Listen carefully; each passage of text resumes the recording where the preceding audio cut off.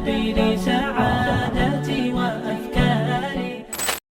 زکوٰۃ حج کرو کوئی بات نہیں، نہ قرآن کے احکامات پہ عمل کرو کوئی بات نہیں، بس کسی کو دکھ نہ دو، کسی کی ہیلپ کر دو، یہ کہتے تھے.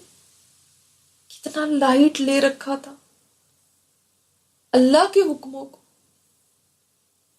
اللہ نے ٹھیک ہے آج اپنے حقوق بھی بخشے ہیں، مگر ان لوگوں کو بخشے ہیں جنہوں نے توبہ کر لی تھی، جنہوں نے نیک عمل کیے تھے، جنہوں نے استقامت سے چلتے رہنے کی ٹھان لی تھی، جو یہاں پہ صرف یہ سمجھ کے نہیں آ گئے کہ بس اللہ غفور الرحیم، اب نہ کسی نماز روزے کی ضرورت ہے، نہ صدقہ و خیرات کی ضرورت ہے، نہ پردے کے احکامات ماننے کی ضرورت ہے، بس اللہ غفور الرحیم ہے. تو یہ دھوکہ آج کھل گیا لوگوں کا، آج یہ دھوکہ کھل گیا. آج حقوق العباد بھی رکاوٹ بن رہے ہیں، اگر وہ پورے نہیں کیے وہ بھی جنت میں جانے کے راستے میں رکاوٹ ہے، اور حقوق اللہ بھی رکاوٹ ہے. میں انہیں سوچوں میں چلی جا رہی ہوں. مجھے ایک جگہ پہنچا دیا کہ جہاں بہت بڑا میدان ہے، اس میں بہت خلقت کھڑی ہوئی ہے، سامنے جہنم جوش مار رہی ہے، غصے سے چنگھاڑ رہی ہے، اور اوپر ایک بہت باریک سا پل ہے جو رکھا ہوا ہے.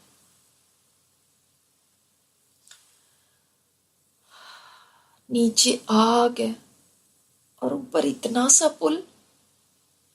ہاں لوگ کہہ رہے ہیں اس کے پار ہے جنت، جس نے جنت میں پہنچنا ہے اس کو تو اب ہر صورت اس پل پہ سے گزر کے ہی جانا پڑے گا تو جنت میں جا سکتے.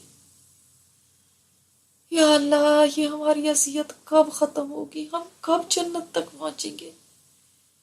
یہ مرحلہ بھی ابھی باقی تھا. میں تو سمجھتی تھی وہی مرحلے مشکل ہیں، یہ تو سب سے مشکل ہے. میں کیسے گزروں گی اس پر سے؟ میں تو ضرور ہی پھسل کے گر جاؤں گی.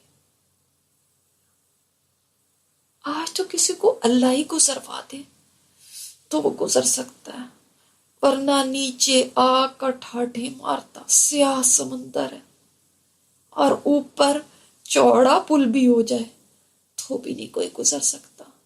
کہاں یہ بال برابر پل، اور اس قدر تیز جیسے کوئی تلوار ہے. جو گزرے گا وہ تو گر جائے گا آگ میں.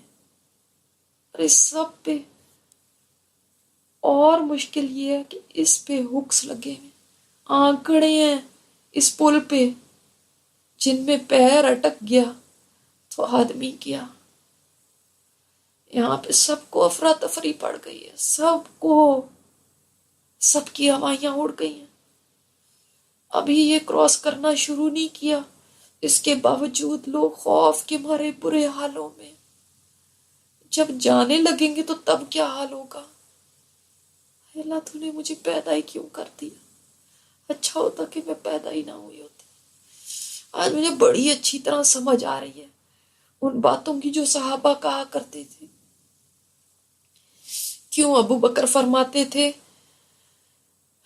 ہے پرندو تمہیں مبارک ہو کہ دنیا میں چرتے چگتے ہو، درختوں کے سائے میں بیٹھے ہوئے ہو، اور قیامت کے دن تمہارا کوئی حساب کتاب نہیں ہے.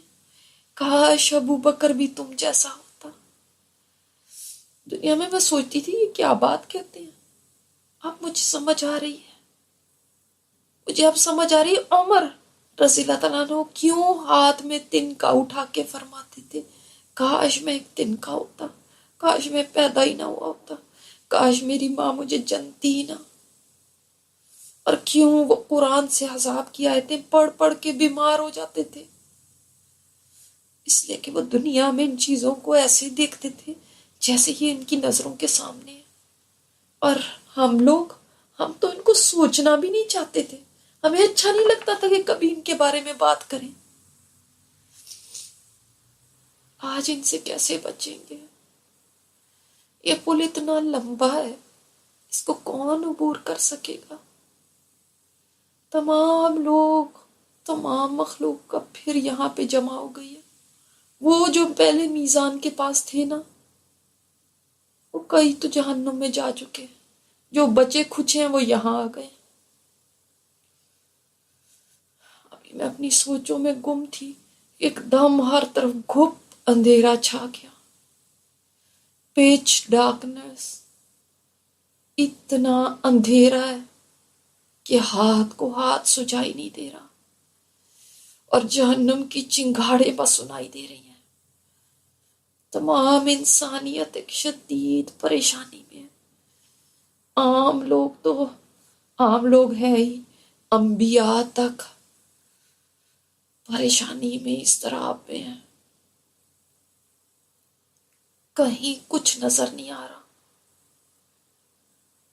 ایک دم ایک فرشتہ لوگوں میں نور تقسیم کرنے لگا ہے۔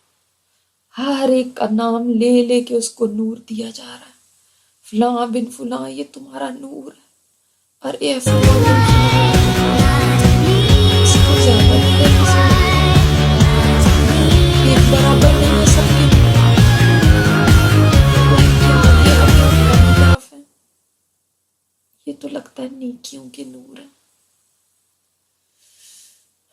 جس کی نیکیاں جتنی زیادہ تھیں اس کے مطابق نور مل رہا ہے۔ کسی کو ہزاروں میل کے برابر مل رہا ہے، کسی کو اس سے کم پہاڑ کے برابر، کسی کو اس سے کم کھجور کے درخت کے برابر، کسی کو اس سے کم کھڑے آدمی کے برابر، اور کسی کا نور صرف اتنا اس کو دیا جا رہا ہے جتنا پیر کے انگوٹھے کے آگے ہو۔ اور حیرت ہے، جس کا نور ہے وہ صرف اسی کو فائدہ دے رہا ہے، دوسرے کو نہیں دے رہا۔ فرشتے نے ایک دم میرا نام لیا، میں اچھل کے آگے ہوئی، جلدی سے مجھے نور دے دے۔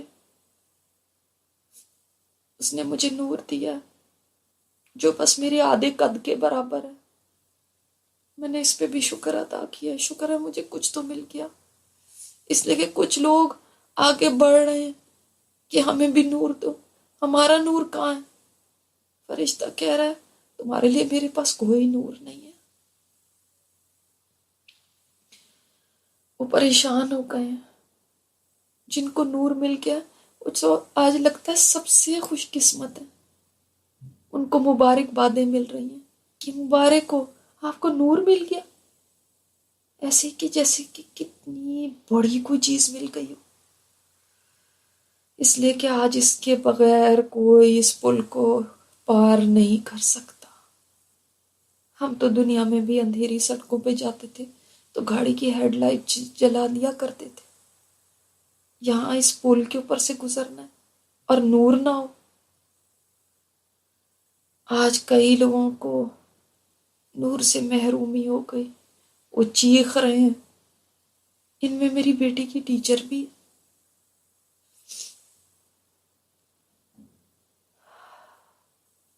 دنیا میں یہ ایسے رہتی تھی، کھانا پینا کھیل کود، اور رات کو ایسے جیسے کوئی مردہ پڑ گیا۔ ویسے دنیا کے معاملے میں بڑی عقل مند تھی، اپنی فائدے کی ساری باتیں اس کو پتا تھی، لیٹسٹ فیشن کا پتا تھا، انویسٹمنٹس کا پتا تھا، کون سی چیز فائدے کی کون سی نقصان کی، سب پتا تھی، مگر آخرت اور دین کے معاملے میں بالکل جاہل تھی اور بالکل لاپرواہ تھی۔ قرآن و حدیث کا کچھ علم نہیں تھا، پرواہ ہی نہیں تھی کہ زندگی میں اتنی مگن تھی، کہاں ہوش تھا اس کو۔ دین کی بات آتی تھی بہت چھانٹ چھانٹ کے دین پہ باتیں لگاتی تھی۔ وہ میرے پاس دوڑی بھی آ گئی ہے، کہہ رہی ہے فاطمہ کہ امی آپ پلیز مجھے تھوڑی سی اپنی لائٹ دے دیں گی، آج مجھے بہت ضرورت ہے۔ اب میں کیسے دوں اس کو؟ یہ نور تو نہیں دیا جا سکتا، یہ تو ایسے ہی ہے جیسے کوئی مجھ سے میری آنکھیں مانگ لے کہ اپنی آنکھیں ذرا دیر کو دے دیں۔ میں کیسے دے دوں؟ مجھے تو پل کراس کرنا۔ میں نے کہا دیکھیے نور تو وہاں پیچھے مل رہا ہے، آپ جا کے پیچھے سے لے کر آئیں۔ کہتی ہیں اچھا میں نہیں دے سکتی تو میرے ساتھ شیئر ہی کر لیں، میں آپ کی لائٹ کے سہارے چل لوں۔ میں نے اس کو بتایا بھی ہے کہ دیکھو آج نور جو ہے ہر ایک کو اپنا اپنا فائدہ دے گا، آپ کی اپنی لائٹ ہونی چاہیے۔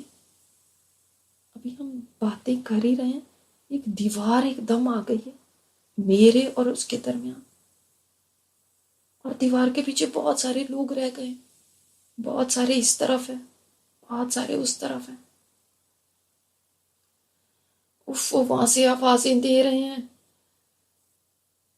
مجھے اس ٹیچر کی بکھلائی ہوئی آواز بھی آ رہی ہے کہ پلیز مسز احمد پلیز آپ کہاں چلی گئی ہیں؟ آپ تو مجھے جانتی ہیں نا، میں تو آپ کی بچی کو پڑھاتی تھی، میں تو آپ کے ہمسائے میں ہی رہتی تھی، آپ تو مجھے جانتی ہیں نا، پلیز آپ ذرا یہاں سے مجھے نکالیں، آپ کہاں چلی گئی ہیں؟ میرا دل لرز رہا ہے اس کی آوازوں سے۔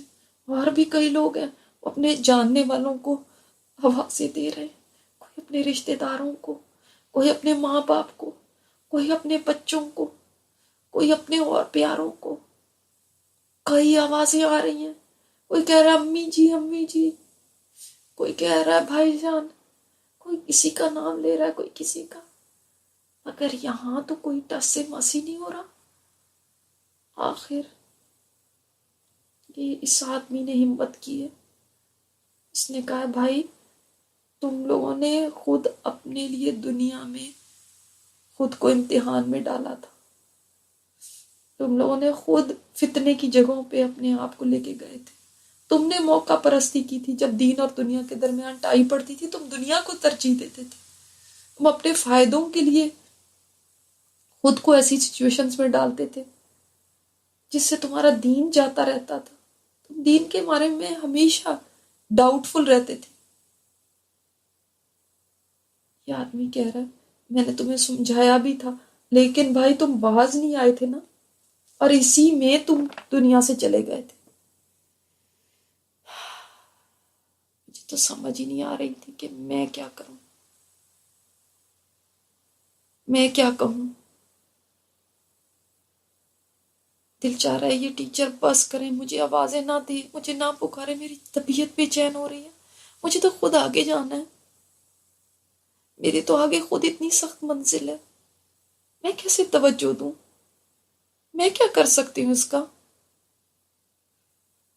آج تو یہاں پہ سب کو اپنی اپنی پڑھی ہوئی ہے کہ کہیں میرا نور نہ بجھ جائے، اس لیے کہ بعض لوگ ایسے ہیں جن کا نور کبھی جلتا ہے کبھی بجھتا ہے، کسی کو نہیں اب کسی کا ہوش، نہ ماں باپ کا خیال ہے، نہ کسی کو اپنے بچوں کا ہوش ہے۔ مجھے خود اپنے نور کی فکر ہے بھائی، کسی وقت اگر یہ بجھ گیا تو کیا ہوگا۔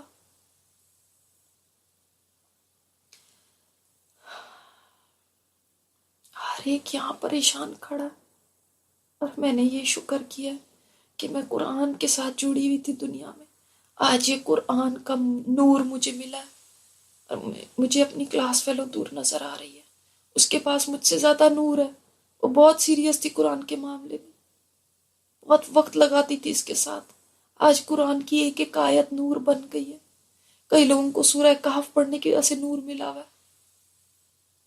اب پل سے رات کو پار کرنے کا مرحلہ شروع ہونے والا ہے، جس سے سب کو اکیلے اکیلے گزرنا ہے۔ میرا کیا ہوگا اس میں؟ لوگوں نے لائنیں بنانی شروع کر دی ہیں، ایک لائن سنگل لائن ہے، سب کو اکیلے اکیلے گزرنا ہے۔ لگتا ہے یہ لاسٹ چیکنگ ہے جنت سے پہلے کے لیے، یہ مرحلہ اسی لیے بڑا مشکل ہے، اب لوگوں کی چھانٹی ہو جائے گی۔ میرا کیا بنے گا؟ زندگی رہی تو کل اس کے اوپر بات کریں گے۔ آج اپنے آپ کو تصور میں وہاں محسوس کریں اور اللہ تعالیٰ سے دعائیں مانگیں، اللہ سے دعا کریں کہ اس دن ہمارا نور مکمل ہو جائے، جس دن کوئی کسی کو نور نہیں دے گا، جس دن کوئی کسی کے کام نہیں آئے گا، جس دن کسی کو کوئی ہوش نہیں ہوگا۔ ربنا اتمم لنا نورنا، اللہ ہمارے نور کو اس دن مکمل کر دینا۔ سبحانک اللہم و بحمدک نشہد ان لا الہ الا انت نستغفرک و نتوب الیک۔